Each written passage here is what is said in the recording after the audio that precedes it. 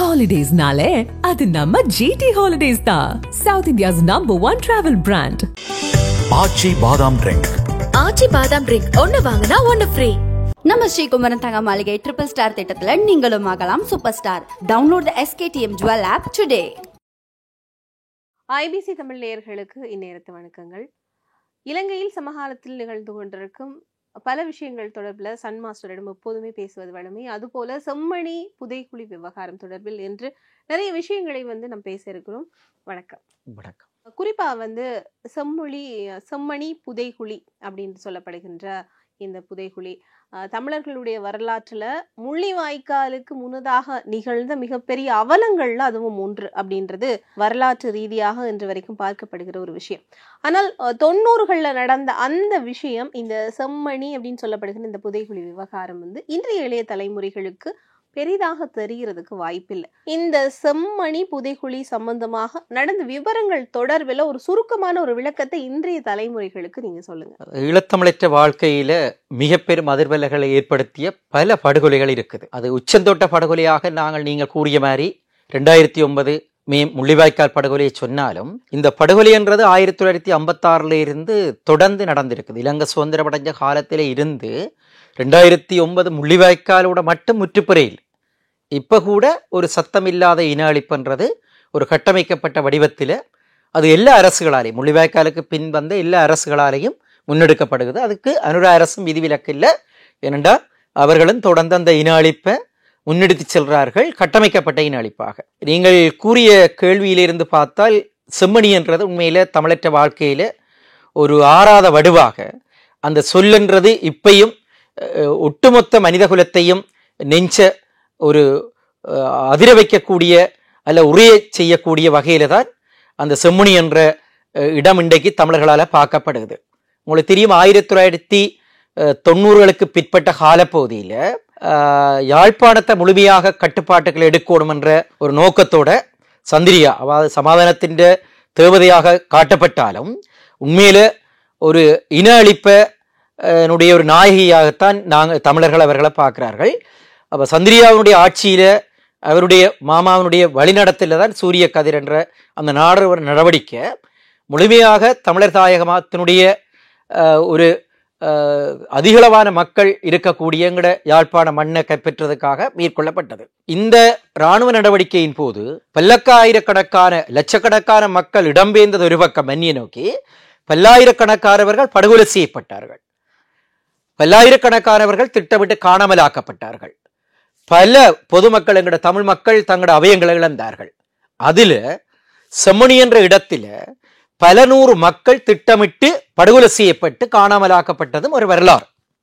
இந்த வரலாற்று எங்க இருந்து இதனுடைய தொடக்கம் தொடங்குது என்றால், கிருசாந்தினி என்று சொல்லக்கூடிய எங்கட தமிழ் பெண்ணுராளினுடைய வரலாற்றில் இருந்தால் நாங்கள் இதை பார்க்கிறோம். நான் நினைக்கிறேன் 1996 செப்டம்பர் 7ஆம் தேதி நினைக்கிறேன், அவர் ஒரு மரண வீட்டுக்கு போயிட்டு வந்த ஒரு மாணவி, சுண்டிக்குழி கல்லூரியில படிக்கிற ஒரு மாணவி, சயின்ஸ் பாடத்தில் படிச்சுருந்தவா. இப்போ இருந்தால் அவள் ஒரு மருத்துவர், ஒரு குடும்ப பெண்மணியாக இருந்திருப்பா, 18 வயசு.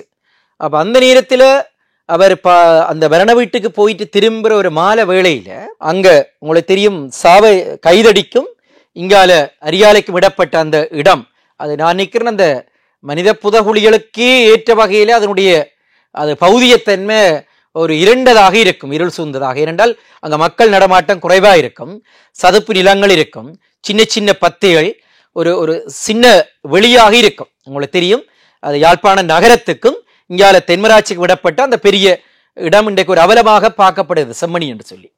அப்போ அந்த இடத்துல அந்த காவலரன்ல அவர் மறிக்கப்பட்டு, அவர் அந்த மறிக்கப்பட்டதை அந்த இடத்துல வேற பொதுமக்களும் பார்க்கினான். அப்போ அந்த பார்த்துட்டு போய் அவ ராசாத்தி எண்ணிக்கிற அந்த கிருசாந்தினின் தாயாருக்கு சொல்லினோம், இப்படி உங்களை மகளை இராணுவத்துடைய காவலன்ல மறைச்சு விசாரிச்சுருக்கணும்னு சொல்லி.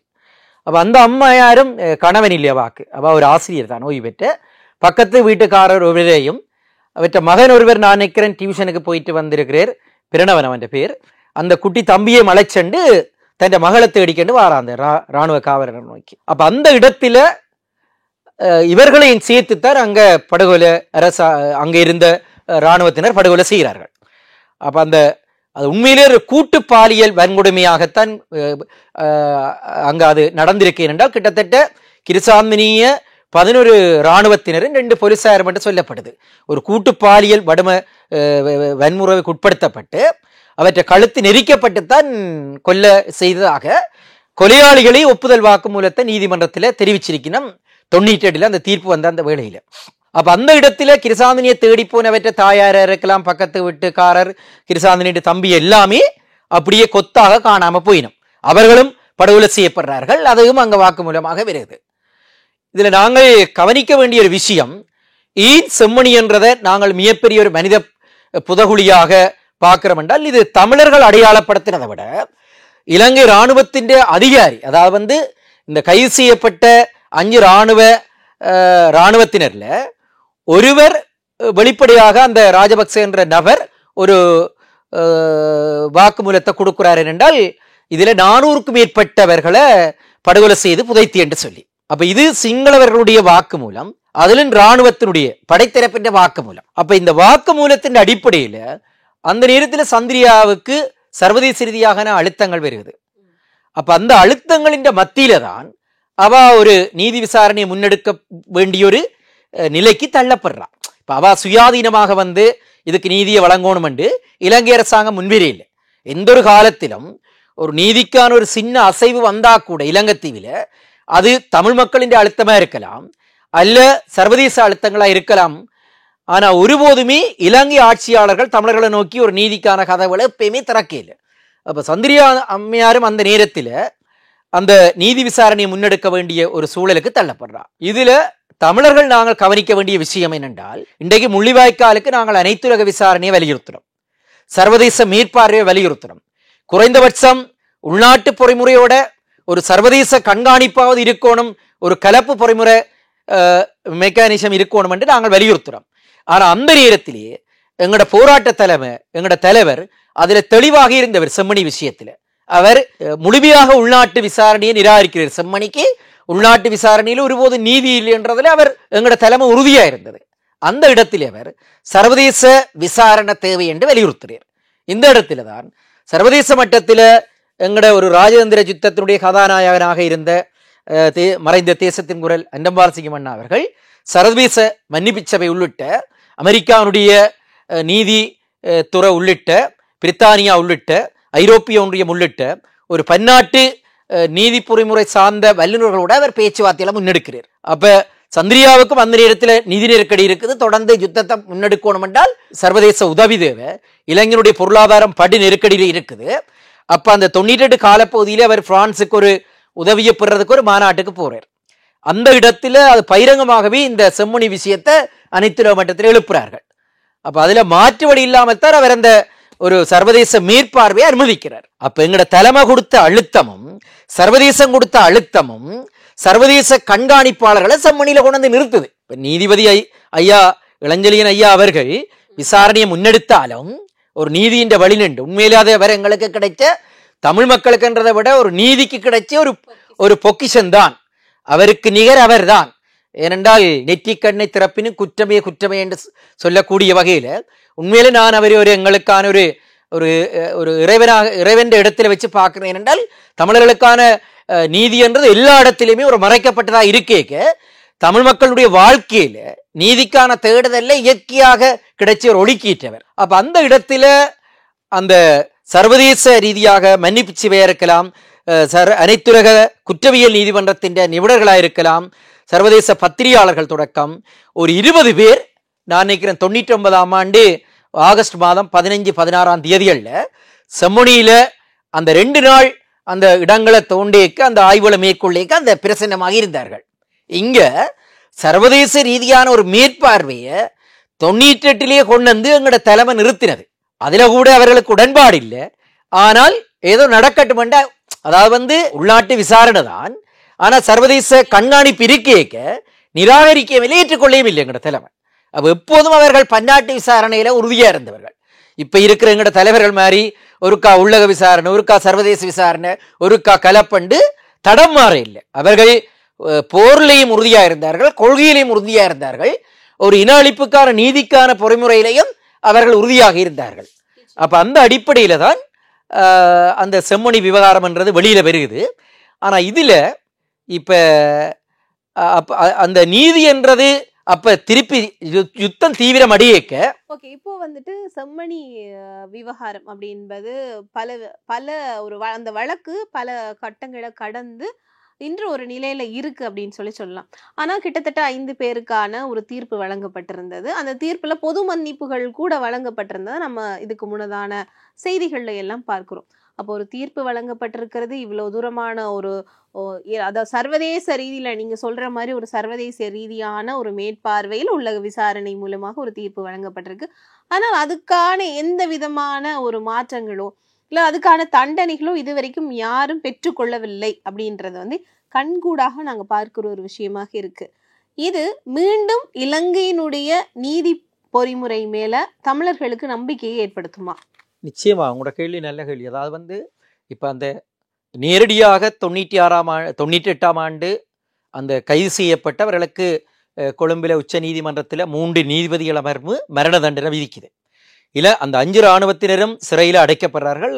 அங்க மரண தண்டனைக்கான வாய்ப்பு இல்லை. மரண தண்டனை இலங்கையில நிறைவேற்றப்படுறே இல்லை. மரண தண்டனை கைதிகள் இருக்கிறார்கள், ஆனால் மரண தண்டனை விதிக்கப்படுறே இல்லை. அப்ப அந்த இடத்தில் அவர்கள் 3 பேரும் கொடுத்த வாக்கு மூலத்தில் 400க்கும் மேற்பட்டவர்கள் அங்க படுகொலை செய்யப்பட்டு புதைக்கப்பட்டதாக ஒரு இராணுவ அந்த 5 பேர்ல ஒருவர் வாக்கு மூலம் கொடுக்கிறார், அந்த ராஜபக்ச என்றவர். அப்ப அந்த அடிப்படையிலையும் தங்களால 5க்கும் மேற்பட்ட புதகுழிகளை மனித புதகுழிகளை செம்மணி பகுதியில இனங்காட்ட முடியும் என்று சொல்றீர். அப்ப இந்த 2ம் தான் மிக முக்கியமான கருத்து. இங்க நாங்கள் கவனிக்கணும். சம்பந்தப்பட்ட குற்றம் செய்த இராணுவத்தினரே அங்கு 400க்கும் மேற்பட்டவர்களை படுகொலை செய்து நாங்கள் புதைச்சினாங்கள். அதில் 5 புதகுழிகளை தங்களால் அடையாளப்படுத்த முடியும் என்று சொல்லிக்க ஏனி அந்த 4 பேரும் சேர்ந்து இவற்ற கருத்தோடு அந்த ஒப்புதல் வாக்குமூலம் கொடுக்கிறார்கள். ஆனா இதுல என்ன பிரச்சனை என்றால் இவர்கள் ஒப்புதல் வாக்குமூலம் 98ஆம் ஆண்டு கொடுக்கினோம். ஆனா 99ஆம் ஆண்டு தான் ஒரு வருடம் கழித்துத்தான் இந்த சர்வதேச அழுத்தத்தால் இந்த விசாரணை வருகுது. ஐயா நீதிபதி இளஞ்செழியன் தலைமையில அவர் ஒரு சிறப்பு நீதிபதியாக நியமிக்கப்படுறார் செம்மணிக்கு என்று சொல்லி. இந்த ஒரு வருஷ இடைவெளி இருக்குத்தானே, ஒரு நாள் கொடுத்தாலே தடயங்களை மாத்துவார்கள்.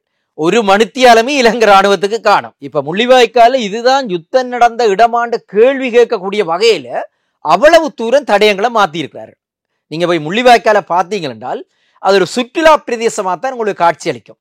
அங்க யுத்தம் நடந்த ஒரு இடம் மாதிரியே இருக்காது. அவ்வளவு தூரம் அவர்கள் அந்த தடயங்களை மாத்துவார்கள். என கிடைச்ச ஒரு ரகசியமான தகவலின் அடிப்படையில தடை செய்யப்பட்ட சில ரசாயன ஆயுதங்களை பயன்படுத்தப்பட்ட இடங்களை இனங்கண்டு அதுல அந்த தடயம் இல்லாம சில கெமிக்கல் எல்லாம் பயன்படுத்தப்பட்ட மாதிரி கூட செய்திகள் இருக்குது வெளிவராம. அப்ப இந்த இடத்துல தடயங்களை மறைக்கிறது இப்ப ஒரு போர் ஒரு யுத்த தர்மத்துக்கு மாறாக போர் விதிகளுக்கு புறம்பாக யுத்தம் செய்தால் உடனடியாகவே தடயங்களை அழிக்கிறதுல தான் பெரும்பாலும் உலகத்தில் உள்ள இராணுவத்தின் முதல் வேலையா இருக்கும். அப்ப அதுல இந்த 98ஆம் ஆண்டு தீர்ப்பு 98ஆம் ஆண்டு இந்த கைது செய்யப்பட்ட இந்த இராணுவத்தினர் 5 பேரும் சொல்லினோம். அதுல 400 பேர் படுகொலை செய்து புதைக்கப்பட்டு என்றால் நாங்கள் 5 புதகுழிகளை காட்டுவோம் என்றால் இது உடனடியாகவே முன்னெடுத்திருக்கணும். ஆனா இலங்கை அரசாங்கம் அதை விரும்பியில்லை. ஏன் விரும்பியில்லை என்றால் அவர்கள் ஒருபோது நீதியை வழங்க மாட்டார்கள் தானே.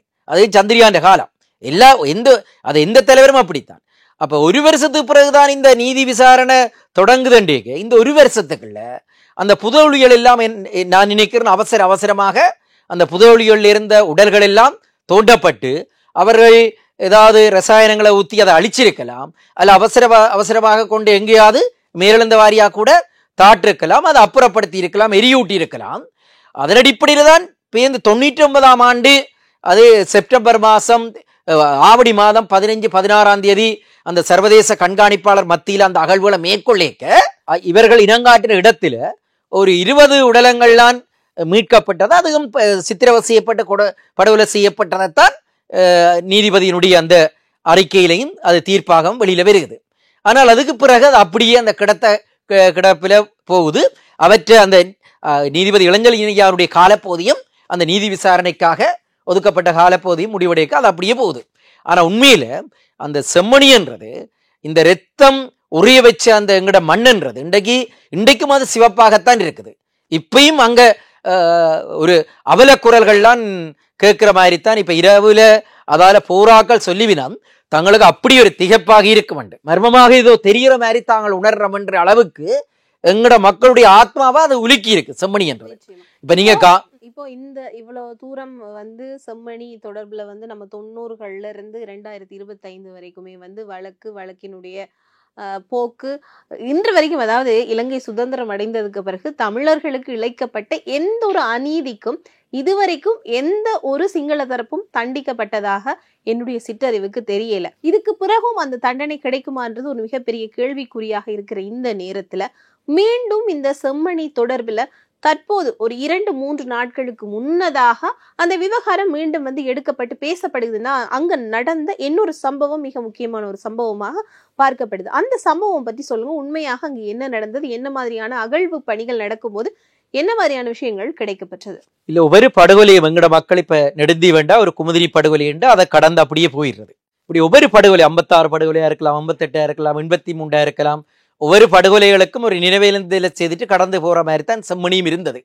செம்மணி படுகொலை என்று சொல்லி கிருசாந்தனின் அந்த நினைவு நாள்ல செப்டம்பர் மாதம் 7ஆம் தேதி போய் ஒரு அஞ்சலியை செய்வார்கள். அதுக்கும் யாழ்ப்பாணத்தில் உள்ள 7 லட்சம் மக்களும் போறையில் ஒரு 10 பேர் அந்த இடத்துக்கு போயிட்டு அப்படியே விளக்கேற்றிட்டு போறதா தான் இருந்தது. ஆனா இது இப்ப மீண்டும் இது ஏன் பேசுபொருளாக இருக்கின்றால், நான் நினைக்கிறேன் இந்த வருடம் முற்பகுதியில் பிப்ரவரி மாதம் அளவில் அது அந்த பகுதி அந்த நல்லூர் பிரதேச சபைக்கு உட்பட்டது. அந்த இடம்ன்றது நல்லூர் பிரதேச சபைக்கு உட்பட்டது. அப்ப நல்லூர் பிரதேச சபையில அந்த அந்த அரியாலையில ஏற்கனவே அதுல அந்த எரியூற்ற இடம் ஒன்று இருக்குது, உடல்களை எரியூற்ற ஒரு மயானம் ஒன்று இருக்குது, ஒரு இந்து மயானம் ஒன்று சொல்லி. அந்த இடத்துல அந்த எரியூற்றுறதால அவங்களுக்கு பெரிய பெரிய நெருக்கடி, இடப்பற்றாக்குறை, மற்ற அந்த கரிய நிற வாயு வெளியேறு என்று சொல்லி அந்த பிரச்சனைகள் இருக்கிறதால ஒரு மின்னணு தகன மையத்தை அமைக்கிறதுக்காக அந்த இடத்துல ஒரு அகழ்வு பணிகளை மேற்கொள்ளின. நிலத்தை கிண்டத்தானி வேணும். அரியாலையில சித்துப்பாத்தி என்ற இடத்துல அந்த இடத்துல நிலத்தை அகலேக்கதான் இதுல சரியான வேதனைக்குரிய விஷயம். 1 அடி 1.5 அடி 2 அடி கிளி மேல உடல் எச்சங்கள் வெளியில வருகிறது. அப்ப உடல் எச்சங்கள் வந்த இடத்துல எங்கட மக்கள் என்றதை விட குறிப்பாக அரசியல் தலைமைகள், சமூக ஆர்வலர்கள் விழித்துக் கொள்றார்கள். அப்ப அந்த இடத்துல குறிப்பாக தமிழ் தேசிய மக்கள் முன்னணி இந்த இடத்துல கஜேந்திர நாங்கள் அவற்ற ஆளுமையான சில நகர்வுகளை மறைக்க இயலாது. எங்கட மக்களுடைய வாக்களிப்பை கடந்து அவர் நீதியின் ஒரு வடிவத்தில இப்பையும் தமிழ் மக்களுடைய ஒரு சிம்ம சொப்பனமாக நாடாளுமன்றத்துக்குள்ளையும் சர்வதேச அரங்கிலையும் களத்திலையும் நின்று ஒரு நீதியின் வடிவத்திலே அவர் போராடுறார். அப்ப அவர் தான் அந்த இடத்துல அதை தீவிரமாக அது ஒரு மனித புதகுழி என்ற இடத்துல அவர் அறிக்கையிடுறாரு. அதை நாடாளுமன்ற மட்டத்துல கொண்டு போறாரு. அவற்ற கட்சியைச் சேர்ந்த தமிழ் தேசிய மக்கள் முன்னணியினுடைய ஒரு முன்னாள் மாநகர சபை உறுப்பினர் யாழ்ப்பாண நீதிமன்றத்துல இதை ஒரு அகழ்வு பணியை மேற்கொள்ளணும், இது ஒரு ஆய்வுக்கு உட்படுத்தணும், இது ஒரு மனித புதகுழியாண்டு நாங்கள் அச்சமடைகிறோம் என்று சொல்லி ஒரு மனு தாக்குதல் செய்கிறார். அப்ப அந்த இடத்துலதான் நீதிமன்றம் அதுக்கான அனுமதியை கொடுக்குது. தடயவியல் மருத்துவ அதிகாரி செல்லையா பிரடவன் என்ற மேற்பார்வையில தொல்வியல் பேராசிரியர் ஒருவர் ஆதரவோட சோமதேவா என்றவற்ற ஆதரவோட அந்த 2 பேரையும் உள்ளடக்கி அந்த அகழ்வாராய்ச்சிகள் மேற்கொள்ளப்படுது. ஆரம்பத்தில 2 உடல்கள் மீட்கப்படுது, பேருந்து 5, 7 என்று சொல்லி இன்றைக்கு வேதனையான ஒரு கவலை அளிக்கக்கூடிய ஒரு பதற வைக்குது மக்கள் மத்தியில். ஏனென்றால் இதுவரையில 17-18 இருக்கலாம் என்று சொல்லி இனங்காணப்பட்டிருக்கு பகுதி அளவில், முழுமையாகவும் பகுதி அளவிலையும். அதுல 5 முழுமையாக இனங்காணப்பட்டு வெளியில் எடுக்கப்பட்டிருக்குது ஆய்வு கண்டு சொல்லி. அதனுடைய காலப்பகுதி இன்னும் சரியாக பகுப்பாய்வு செய்யப்படையில, ஆண் பெண் என்றதும் சரியான ஒரு பகுப்பாய்வு வரே இல்லை. ஆனா அவர்கள் நிர்மாணமான நிலையில புதைக்கப்பட்டிருக்கலாம் என்ற அச்சம் இருக்கு. ஏனென்றால் அங்க ஆடைகளோ எந்த ஒரு சிறு தடயங்கள் கூட இல்லை, ஒரு காதணிகளோ எந்த ஒரு சாதாரண இந்த தடயங்களும் இல்லை. அப்போ ஒரு முழுமையான நிர்வாணத்தில கூட அவர்கள் அவசரமாக புதைக்கப்பட்டிருக்கலாம். இப்ப உங்களுக்கு தெரியும் ஏன் சில வேளை இத ஒரு இராணுவத்தினர் செய்திருக்கலாம் என்று அச்சமடைகிறோம் என்றால், இந்த இனங்காணப்பட்ட இந்த 17-18 உடல் எச்சங்கள்ல ஒரு 14 வயது சிறுவன்றையும் இருக்குது. அப்ப ஒருவேளை அது கிருசாந்தனின் தம்பியா கூட இருக்கலாம். ஏனென்றால் அந்த 1998ஆம் ஆண்டு அந்த கைது செய்யப்பட்ட 5 இராணுவத்தினர் ஒருவர் சொல்றேன், இதுல 400 பேர் படுகொலை செய்யப்பட்டு புதைக்கப்பட்டேன். அப்ப அதுக்குள்ள கிருசாந்தனின் குடும்பம் வருது, அவற்றை தம்பியும் பாரு 14 வயசு. அப்ப செம்மணி என்ற அந்த பக்கத்துல தான் அந்த புதைக்கப்பட்டிருந்தால் அதை ஒரு வருஷத்துக்கு பிறகு ஆய்வுக்குட்படுத்திக்க அந்த ஒரு வருஷ காலப்பகுதிகளை கூட இவர்கள் அவசரமாக கொண்டு வந்து இதுக்குள்ள புதைச்சிருக்கலாம். ஏன் இந்த இடத்தை அவர்கள் தெரிந்திருப்பார்கள் என்றால் எப்பயும் இந்து மயானத்தில அகழ்வுக்கான வாய்ப்புகள் இல்லை. அப்ப அவர்கள் எரியூற்ற இடத்துல நிலத்தை புதைக்கிறதுக்கான வாய்ப்பு இல்லைன்னு எடுத்தால் இது ஒரு சாட்சிக்காக இது ஒரு சாதாரணமா நம்ம எப்படி எடுத்துக்கொள்ளலாம்டா, இது ஒரு மயானத்துல புதைக்கப்பட்ட எலும்புக்கூடுகள்னு சொல்லி இவங்க தப்ப முடியாது இல்லையா? எரிக்கப்படுற ஒரு இடத்துல எலும்புக்கூடுகள் எப்படி புதைக்கப்பட்டிருக்கும்னு சொல்லி அப்படி ஒரு கேள்வி எழுவதற்கான வாய்ப்பும் இருக்குத்தானே. அதையும் அவங்க யோசிக்கவே இல்லை. என்னுடைய அடுத்த கேள்வி அதுவா தான் இருந்தது. இல்ல, ஏதோ ஒரு இடத்துல எந்த ஒரு குற்றவாளியும் ஏதோ ஒரு இடத்துல ஏதோ ஒரு சின்ன தடயத்தை விடுவார்கள். அப்ப அவர்கள் இந்த இடத்தை தெரிவு செய்தது உண்மையில தடயத்தை முழுமையா மறைக்கலாம். ஏனென்றா இது இந்து மயானம் மீள நீங்க சொல்ற மாதிரி அகழ்வுக்கு உட்படுத்தப்படான்னு சொல்லி. ஆனா இந்த இடத்துல தகனமேடு அமைக்க வழிகிட்டு தான் இந்த உடல்கள் இன்றைக்கு மீள வந்தன் இருக்குது. இது எங்கட மக்கள் மத்தியில ஒட்டுமொத்தமா இன்றைக்கு ஈழத்தில் உள்ள எங்கட மக்கள் மட்டுமில்ல, தமிழகம் மட்டுமில்லை, இன்றைய புலம்பெயர்ந்த மக்கள் மத்தியிலையும் இன்றைக்கு செம்மணியம் மீண்டும் ஒரு அந்த நீதிக்கான கண்ணை திறக்கோணம், நாங்கள் எல்லாம் இதுக்காக போராடணும் என்ற ஒரு ஓர்மத்தை ஏற்படுத்தி இருக்குன்னு நினைக்கிறேன். இதுக்கு இப்ப நான் நினைக்கிறேன் இதனுடைய தற்போதைய நிலைமையை நீங்க பார்த்தீங்கன்னா நேற்று இதனுடைய ஏற்கனவே முதலாங்கட்ட பணி நடந்தது. 2ஆம் கட்ட பணி எங்கட அரசாங்கம் புதவுளியல் விஷயத்தில் எப்படி என்றதுக்கு முல்லைத்தீவு கொக்குத்தொடிவாய் புதகுழி ஒரு சாட்சி. இப்போ இன்றைய தமிழற்ற தாயத்தில் 20க்கும் மேற்பட்ட மனித புதகுழிகள் இருக்குது. அது மன்னாரா இருக்கலாம், கொக்குத்தொடுவையா இருக்கலாம், செம்மணியா இருக்கலாம், அரியால சித்துப்பாத்தியா இருக்கலாம். இன்றைக்கு தமிழர் தாயம்ன்றது விளைநிலைந்த நெல் விளைந்த பூமி என்றதை கடந்து புதகுழிகளால் நிரப்பப்பட்ட ஒரு மயான பூமியாத்தான் காட்சி அளிக்குது. உரிய வைக்கிற அளவு எங்கட ரத்தம் உரிய வைக்கிற அளவுக்கு தான் அங்கே ஒவ்வொரு காட்சிகளும் இருக்குது. இப்போ நான் நினைக்கிற நேற்று முன்தினமெல்லாம் கொக்குத்தொடுவாய் பக்கத்தில் அந்த மனித புதகுழியை அடையாளம் காணப்பட்டு 52 உடல்கள் இனங்காணப்பட்டிருக்கு. 52, அதாவது 52 பேற்ற உடல் எச்சங்கள் இனங்காணப்பட்டிருக்குது. அதுல முன்னாள் போராளிகள் என்ற அடிப்படையில் போராளிகளுடைய தகடுகள், உடைகள், சீருடைகள், பெண்களுடைய உள்ளாடைகள் தொடக்கம் எல்லாமே இனங்காணப்பட்டிருக்கு. மிகப்பெரிய ஒரு மனித புதகுழியா பிரகடனப்படுத்தி இருக்கணும். ஆனால் இன்றைக்கு அந்த இடத்துல நேற்று முன்தினம் பார்த்தேன் ஒரு புகைப்படத்துல நாய்களும் அந்த இடத்துல நாய்கள் சுத்தி மாடுகள் எல்லாம் உள்ளுக்குள்ள நீக்கிதென்றால் எப்படி இதை ஒரு ஒரு வேலி அமைத்து இது ஒரு பாதுகாத்திருக்கணும். இப்ப நீங்க கம்போடியாவை எடுத்தீங்கள் என்றால் கம்போடியாவில் மனித படுகொலைகள் நடந்த இடத்துல அதை அப்படியே அடையாளப்படுத்தி அதை காட்சிப்படுத்தி அதுல ஒரு பெரிய போர்ட் வச்சிருக்கிறார்கள், இங்க மனித புதகுழி இருக்கட்டு சொல்லி. கம்போடியாவில் அரசாங்கமே அதை ஏற்றுக்கொண்டு, ஆனால் இலங்கை அரசாங்கம் பொறுப்பு கூற மாட்டார்கள். அப்ப அவர்கள் தடயங்களை மறைக்கணும், இந்த நீதியை முழுமையாக இல்லாம செய்யணும் என்றக்காத்தான் இந்த இடங்களை அவர்கள் எவ்வளவு அலட்சியமாயிருக்கிறதுக்கு இந்த கொக்குத்தொடுவாய் மனித புதகுழி ஒரு சாட்சி. மனித புதகுழிகளை இன்றைக்கு தமிழற்ற வரலாற்று நாங்கள் கீழடி அங்க இங்கே என்று சொல்லி 3000 ஆண்டு 4000 ஆண்டு ஒரு பக்கம் தேடிக்கின்றிருக்கிறோம். ஆனா இந்த நூற்றாண்டிலேயே இந்த சில சதாப்தங்களுக்கு முன்னிக்கு பல நூறு தமிழர்களை, ஆயிரக்கணக்கான தமிழர்களை மண்ணுக்குள்ள சமாதி காட்டியிருக்கிறார்கள் சிங்கள அரசு. அப்ப இந்த இடத்துல இது ஒரு பன்னாட்டு விசாரணை தான் உண்மையில தேவை. இது 1999 ஆண்டிலேயே ஒரு பன்னாட்டு விசாரணைக்கு நிகராக ஒரு சர்வதேச நிபுணர்கள் வந்து கண்காணிக்க கூடிய வகையில தமிழற்ற அறிவு இருந்திருக்குது. அப்ப இருந்த எங்கட தலைமையின் அறிவும் ராஜேந்திர அறிவும். ஆனா இப்ப எங்கட தலைவர்கள் என்று சொல்லிக்கொண்டு பல கட்சிகள் வலிக்கிட்டு இருக்கிறோம். புலத்திலேயும் பல அமைப்புகள் இருக்குது. ஆனா பன்னாட்டு பங்களிப்ப ஒரு ஓர்மியமாக நின்று ஒரு கடுமையான அழுத்தங்களை கொடுத்தால் இந்த புதகுழிகளுக்குள்ள இருந்து உண்மையில நீதி என்றது வெளியில வரும். இப்ப நேற்று மீளவும் நீதிமன்றத்தில் இந்த சட்ட வைத்திய அதிகாரி பிரணவன் செல்லையா மீண்டும் அந்த தொடர்ந்து அதில் அகழ்வு பணிகளை மேற்கொள்ளணும் இந்த அரியால சித்துப்பாத்தி மயானத்தில் என்று சொல்லி கேட்ட இடத்துல 45 நாள் மேலதிகமாக வழங்கப்பட்டிருக்கு. அதுக்கான நிதியையும் விடுவிக்கிறேன் அரசாங்கம் சொல்லியிருக்க நினைக்கிறோம். அரசாங்கம் அது தெளிக்குது காசு. உங்களுக்கு தெரியுது எங்கட நீதிக்கண்டா இதுவரையில கொடுக்கப்பட்டது 18 லட்சம். அதைத்தான் கயேந்திரமாரண்டி நாடாளுமன்றத்தில் சொல்லிச்சு, உங்கள்கிட்ட நிதி இல்லை என்றால் நாங்கள் கூட சர்வதேச ரீதியாக யார்ட்டையும் கேட்டுக்கிட்டு வாங்கித்தாரோம். சாதாரணமாக புலம்பெயர்ந்த நாட்டில் இருக்கிற எங்கட ஒரு மக்கள் நாட்டில் வீடு கட்டுறதுக்கு 1 கோடி 2 கோடி ரூபாண்டு செலவழிப்பார்கள். ஒரு சுற்றுலாவுக்கு 20 லட்சம் 30 லட்சம் மட்டும் செலவழிப்பார்கள். எங்கட மக்கள்கிட்ட இல்லையா 18 லட்சம் ரூபாய் காசு? நீங்க அரசாங்கம் 1 ரூபாயும் கொடுக்க தேவையில்லை. எங்கட மக்கள்கிட்ட விட்டாலே அதுக்கான நீதியை கண்டுபிடிப்பார்கள். எங்கட மக்களே ஒரு சர்வதேச நிபுணர் குழுவை நியமிப்பார்கள் காசு கொடுத்து. எங்கட புலம்பெயர்ந்த மக்களே தாயத்தில் உள்ள எங்கட சிவில் தலைமைகளின் ஆதரவோடு அங்க அதுக்கான நிதியீட்டம் செய்யறதுக்கு தயார். அரசாங்கத்திட்ட காசு இல்லையண்டா, அரசாங்கத்திட்ட என்னதான் இருக்கு.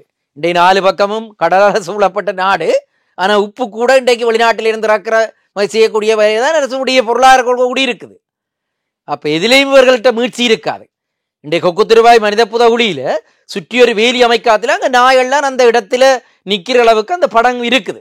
உண்மையில வீரசேரியின் இணையதளத்துல பார்த்த அந்த படம் பார்க்க எங்களுக்கு அவ்வளவு அச்சமா இருக்குது நேற்று முன்தினம். அப்ப இதுகள் எனக்கு இலங்கையினுடைய மனித புதகுழிகள், எங்கட தமிழர் தாயத்தில் இருக்கிற மனித புதகுழிகளுக்குள்ள எங்கட மக்களுடைய ஆத்மா மட்டுமில்ல, எங்களுக்கு அதுக்கான நீதிகளும் அதுக்குள்ளேயே உறைஞ்சு போகும். இதுதான் நடக்கும். இதுக்கான அதாவது இப்ப ஏதோ ஒரு வகையில ஒரு நெருக்கடி கொடுக்கப்பட்டு சந்திரிகா தலைமையிலான அன்றைய அரசு இதுக்கான ஒரு விசாரணைகளினுடைய ஆரம்ப புள்ளி கதவை திறந்திருக்கு அப்படின்னும் போது, இப்போது இதே மாதிரியான ஒரு நெருக்கடி கொடுத்து குறைந்தபட்சம் இருக்கிற 2009க்கு பிறகு வருவோம். இப்போ அதுக்கு முன்னதாக நிகழ்ந்து இந்த புதைகுழிகளுக்குள்ள இருக்கிற நீதிகளை தட்டி எழுப்புவதற்கான ஒரு ஒரு ஒரு செயல் திட்ட வடிவத்தை எப்படி தமிழர் புலம்பெயர்ந்த தலைமைகளாக இருக்கட்டும், புலத்தில் இருக்கிற தாயகத்தில் இருக்கிற தலைமைகளாக இருக்கட்டும், இந்தியாவில் இருக்கிற தமிழக தொப்புள் கொடி உறவுகளாக இருக்கட்டும், இந்த புதைகுழிக்குள்ள புதைந்திருக்கிற தமிழர்களினுடைய நீதி ஏதாவது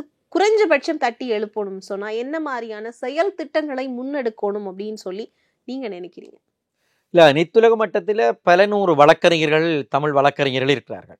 இன்றைக்கு அமெரிக்காவில எல்லாம் ஒரு உருத்திரமாறனே இருக்கு. என்ன பொறுத்தவரை ஒரு நாடு கடந்த தமிழக அரசை உருவாக்குறதை விட ஒரு அனைத்துலக சட்ட நிபுணர் குழுவை அவர் உருவாக்கி இருக்கணும். முள்ளிவாய்க்காலுக்கு பிறகு அவர் அதை செய்யல.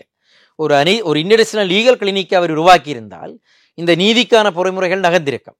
ஒரு அனைத்துலக மட்டத்தில் எங்களுக்கு ஒரு அனைத்துலக சட்ட போராட்டம், ராஜேந்திர போராட்டமும் சாத்வீர்தியான போராட்டத்தையும் தீவிரப்படுத்தினால் ஒரு அனைத்துலக மட்டத்தில், சர்வதேச நாடுகள் மட்டத்தில் இதுக்கான ஒரு நீதிக்கான நகர்வுகள் இருக்கும். ஏனென்றால் அதை ஏற்கனவே 1999ஆம் ஆண்டு எமது தலைமை சாத்தியப்படுத்தியது. கடுமையாக எங்கட விடுதலை போராட்டத்தின் தலைமை, ஆயுத போராட்ட தலைமை, எங்கட தலைவர் கொடுத்த அழுத்தம் தான் அந்த நேரத்தில் அந்த செம்மணி விடயத்தில அவர்களை கொண்டு வந்து நிறுத்தினது, சர்வதேச கண்காணிப்பாளர்களை இலங்கையின் வரலாற்றில் முதல்.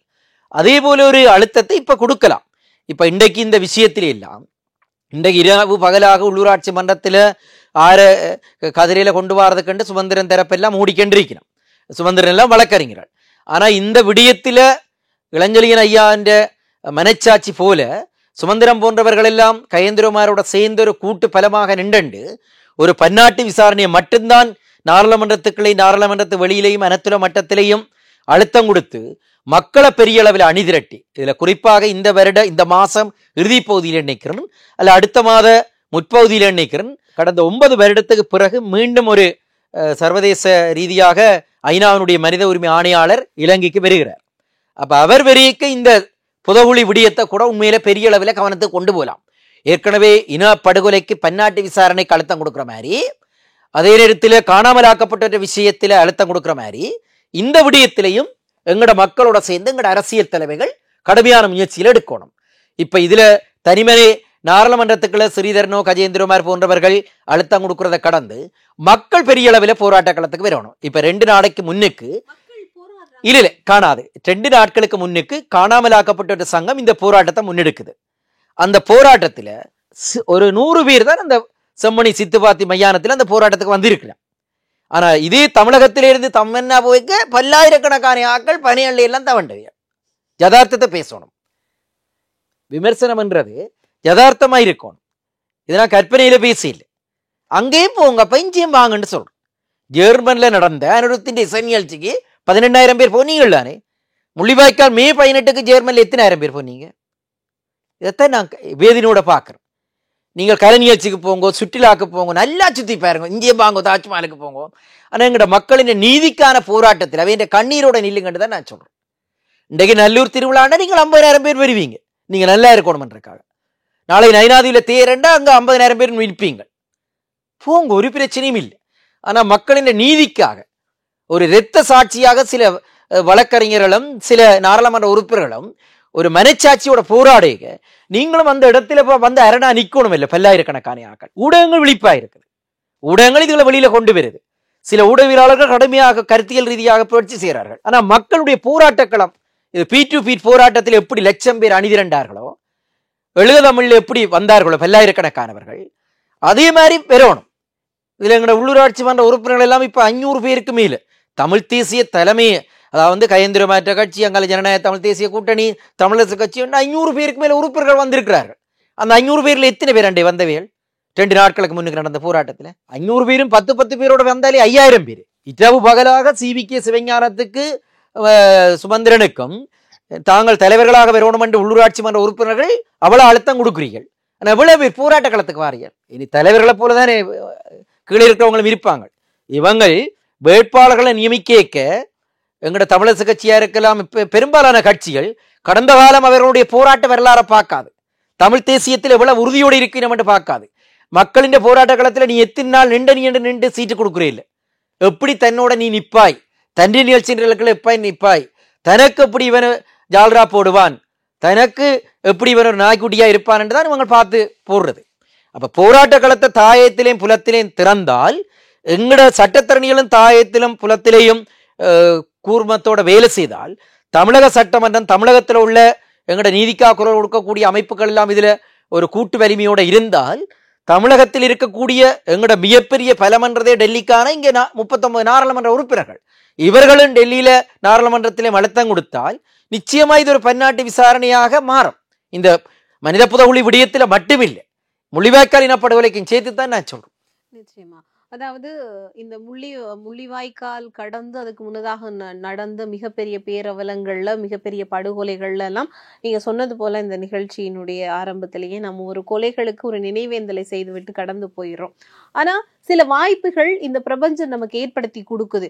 இந்த மாதிரி தோண்டும் போது உடலங்கள் நிச்சயமா வாய்ப்புகள் இப்ப நீங்க பார்த்தா தெரியுமா, பயன்படுத்துறோம். மன்னார்ல மனித புதகுழி இனங்காணப்படுது, அதுல பல 100 பேர் எச்சங்கள் கிடைக்குது. ஆனால் அவர்கள் அரசாங்க தரப்பால் நியமிக்கப்பட்ட அந்த நிபுணர் குழுவினுடைய அறிக்கை புளோரிடா மாநிலத்துக்கு எல்லாம் அனுப்பிச்சு அமெரிக்கா, அவர்கள் இது 500 வருஷம் 600 வருஷம் 700 800 அவை சொல்லிக்கிட்டு போயிடும். மலிவன் பிஸ்கெட்டினுடைய அந்த மலிவன் பிஸ்கெட்டுக்கு தான் இலங்கையில் மலிவன் பிஸ்கெட்டினுடைய அந்த உரையெல்லாம் இருக்குது. மலிவன் கம்பெனி 500 வருஷமா இருக்குதா இலங்கையில்? அப்ப ஏதோ ஒரு தடயம் எங்களுக்கு சார்பா தானே இருக்குது. இப்ப பிரணவன் வயசு 14 வயசு இருக்கும் என்றால் கிருசாந்தனின் தம்பி, இப்ப இதுல சித்துபாத்தி மைதானத்துல கண்டுபிடிக்கப்பட்டதும் 14 வயசு இருக்கலாம் என்று சொல்லப்படுது. அந்த பார்ப்பர்களை வச்சு இன்னும் அது முழுமையான தடயவியல் பகுப்பாய்வுக்கு உட்படுத்தப்படையில்லை. அது ஆனா பண்ணாடு தெரியல. ஒருவேளை அது ஆணா இருந்தா 14 வயசா இருந்தா இந்த 2 உடையும் நான் கொண்டு வந்து நிறுத்துறேன். அப்ப அவர்கள் 400 என்று சொன்னதை அவசரமாக அவங்க இடம் மாற்றி இருப்பார்கள். அவ்வளவு தூரம் துடிக்க மிக கீழ்த்திரமாக வன்முணர்வு செய்துதான் ஒரு கூட்டு பாலியல் கொடுமை செய்தான் அங்க படுகொலை செய்தவர்கள். தாங்கள் முழுமையாக நிர்வாணப்படுத்தி படுகொலை செய்து என்றதை அந்த 5 இராணுவத்தில் ஒருவர் முழுமையாக வாக்குமூலம் கொடுத்துட்டார். இந்த வாக்குமூலமே இன அழிப்பின் மிகப்பெரிய சாட்சியே. இதுல முள்ளிவாய்க்கால சாட்சி தேவையில்லை, உடவியலாளற்ற சாட்சியும் தேவையில்லை, பாதிக்கப்பட்ட மக்களின் இராணுவத்தினற்ற சாட்சியே இருக்குது உங்களுக்கு இன அழிப்புக்கு. இதை இன அழிப்பு என்று சொல்லி சர்வதேசமா வந்து நிறுவாது, இலங்கை அரசாங்கம் நிறுவாது, தமிழற்ற அறிவு நிறுவனம் என்று சொல்றேன். நிச்சயமா. அதாவது ஒரு செம்மணி புதைக்குழி அப்படின்ற இந்த விவகாரம் அடுத்த கட்டத்துக்காக நகர்ந்திருக்கிறது. ஒரு 45 நாட்கள் வந்து அதனுடைய அகழ்வு பணிகளுக்கும் வந்து இலங்கை அரசாங்கமே வந்து ஏதோ ஒரு நிதி தெளித்திருக்கிறது அப்படின்னு ஒரு விஷயமும் நாங்கள் இங்க பார்க்கக்கூடியதாக இருக்கு. தொடர்ந்தும் இது தொடர்பில் நாங்கள் நிறைய விஷயம் ஒரு ஊடகம் சார்ந்து பேசுவோம். தமிழ் தலைமைகள் இது சார்ந்து யோசிக்கட்டும், புலம்பெயர்ந்த தரப்புகள் இது சார்ந்து யோசிக்கட்டும். அதை கடந்து இதை ஒரு சர்வதேச அழுத்தத்துக்கோ அல்லது சர்வதேச விசாரணைக்கோ கொண்டு வர வேண்டும் அப்படின்பதுதான் இந்த நேர்காணலுடைய நோக்கமாக இருக்கிறது.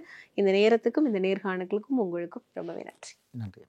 ஹாலிடேஸ்னாலே அது நம்ம GT ஹாலிடேஸ் தான், சவுத் இந்தியாஸ் #1 டிராவல் பிராண்ட். ஆச்சி பாதாம் ட்ரிங்க். ஆச்சி பாதாம் ட்ரிங்க் ஒன்னு வாங்கினா ஒன்னு ஃப்ரீ. நம்ம ஸ்ரீகுமரன் தங்க மாளிகை ட்ரிபிள் ஸ்டார் திட்டத்துல நீங்களும் ஆகலாம் super star. Download the SKTM Jewel app today.